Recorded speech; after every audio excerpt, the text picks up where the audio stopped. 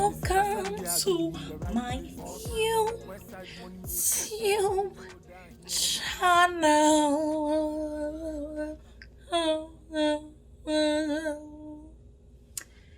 Hi.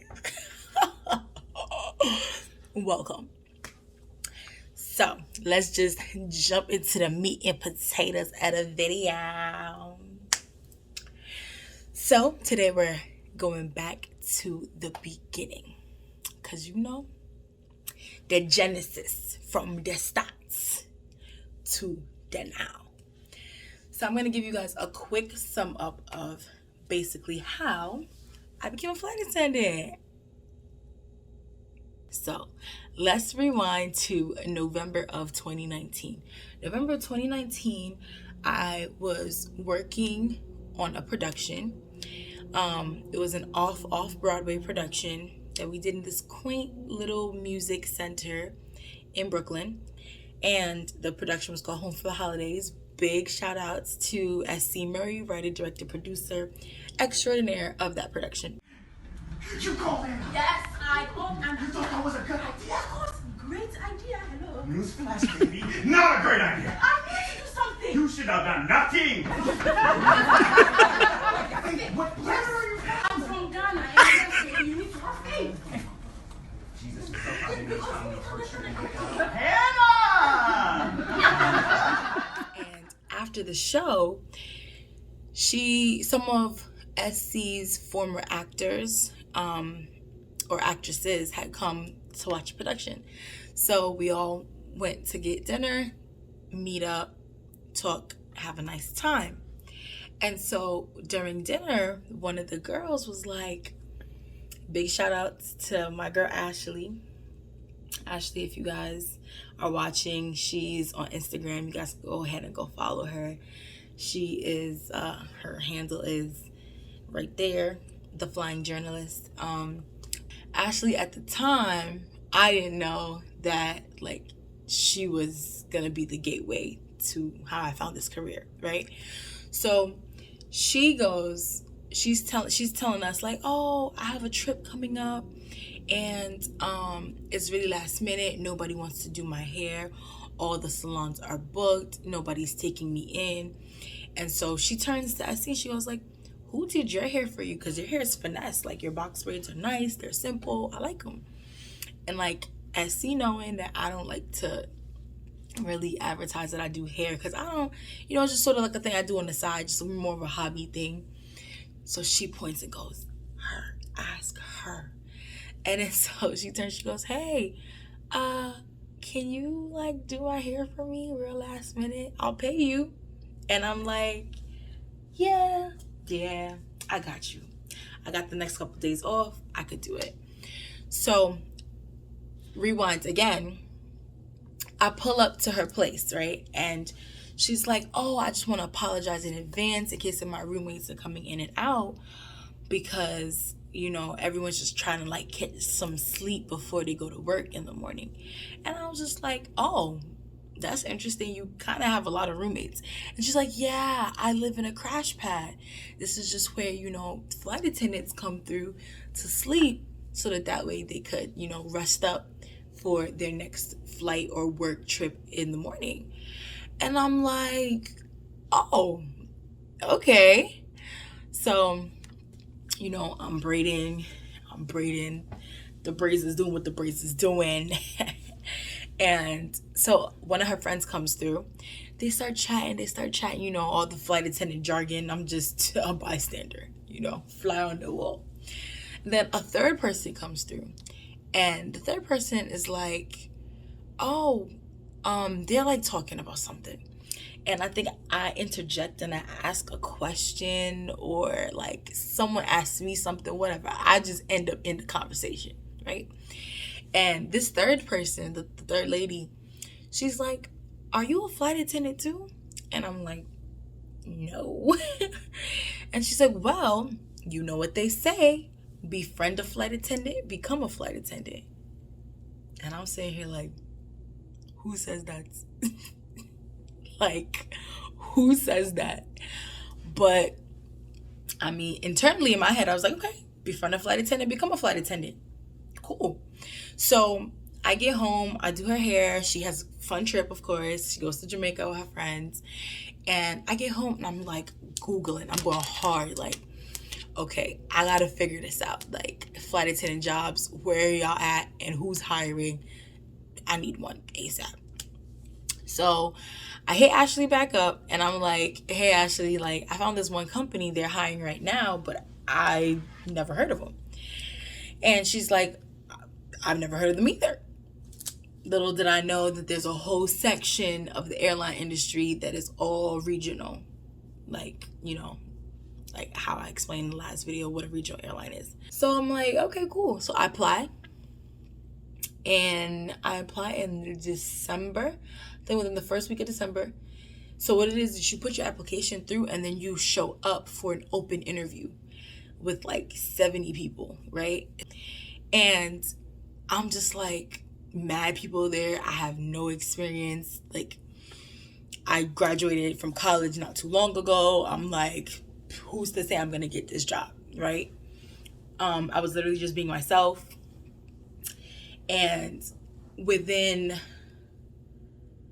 the interviews lasted 6 hours, 6 solid hours in this one real fancy hotel ballroom in LaGuardia in New York. And they said by January of 2020, we will know if we got hired, like if we're being invited for training. So I did this interview, best foot forward. And it's funny too, because when I was going to this interview, the only person that knew about this interview was my little sister Sheldon. And I hadn't told a soul that I was applying to the airlines. The only person I knew was my little sister Sheldon. And I told her like a week before the interview. And so I'm like, yo, Shell, like, should I wear a blazer? Like what should I do? Like, because I got this real nice like dress shirt thing going, and like my pants, I looked it up, flight attendants supposed to have their hair pulled back, red lipstick, so I'm like looking the part, whatever, but I didn't know if I should put on a blazer or not. And my little sister's like, duh, like it's a no-brainer, like wear a blazer. And I'm like, do I really need a blazer? I don't think I need to be blazing. So I didn't wear a blazer like a dummy. So I get there to the interview and I'm legit the only person without a blazer on. That's crazy. So I sit next to this one dude, and of course, my luck, I sit right underneath the vent too, and it's freezing, and like the air is just blowing on my head, and I'm like so cold. And this guy is like, hey, do you want my blazer? And I'm just like, no, but thank you. I'm just gonna tough it out, rah, rah, rah. And he's like, well, how about we just switch seats? And I'm like, yeah, okay, sounds good for me. So he and I switch seats, and then he and I start talking, and he was like the only friend I made really at the interview. I just wanted to jump in here and give credit where credit was due. Shout outs to my guy Nick for being so dope. You're a dope flight attendant and a dope friend. Thank you so much for switching seats with me that day, that 6-hour interview, because Lord knows. And so like I'm like overhearing, listening to people talk, da. And so basically I like figured out what to expect from this interview from listening to other people talk, and he and I became kind of cool friends, but we never exchanged phone numbers or anything like that. It was just like a mutual like, oh, you're cool type thing, like you's good people, I like talking to you, you're fun, like I enjoyed your energy, and now time to like go do this interview thing. So again, like I said, the interview was 6 hours. Within a month of the interview, they were going to tell us if we got the job or not. And literally, when I got the interview, when I finished, and literally, when I finished the interview, I walked out feeling good. And literally in the exact 30 days that they said that they was going to let us know, this is the company, this regional airline, emailing me, telling me that, hey, we want you to be on board, and you're going to start training April 1st of 2020. So April 1st of 2020 was when I was originally supposed to start flight attendant training. And then we all know where the world went. In March of 2020, the world shuts down. Like, I'm talking down. The world completely shut down. COVID came through, busting down people's doors like the popo, man. And COVID shot down my job. And I was sitting there like, wow, I finally got a career. And it's looking like it ain't gonna be a career no more. But what I want to really shine light on is, before I ever even did this production, right, that got me to meet Ashely and her really good friend Mia, who's also another flight attendant, and this lady who lived at that crash pad, who said to me, befriend a flight attendant, become a flight attendant. Before any of that ever happened, right? When I was still in college, I used to go to this one church that is a walking distance from campus. And I remember going to church this one Sunday, right? And after service, it was a real nice, sweet service. After service, the pastor goes, so if you need prayers, you can go to the prayer team. And if you need a prophetic word, you can go to the prophetic team.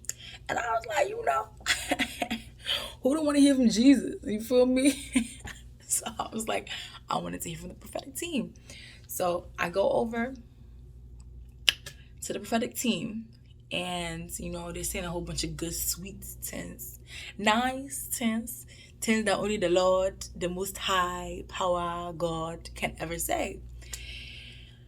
And at the end of our session, right, it was two ladies and a guy. The guy was like, do you have a passport? And I'm like, yeah, I got a passport. And he was like, well, I see you traveling. I see you traveling a lot. And I don't know if it's for missionary work or, whatever it is that God wants to use you're traveling for, but I see you traveling a lot. And I'm like, in my head, right? I'm like, well, duh. Who don't want to be traveling, catching flights, not feeling. Ow. So I'm like, duh. And then I'm just like, because I've also always had this mental goal to visit all 54 African countries. So I was just like, this guy's just saying stuff that I kind of already know, right?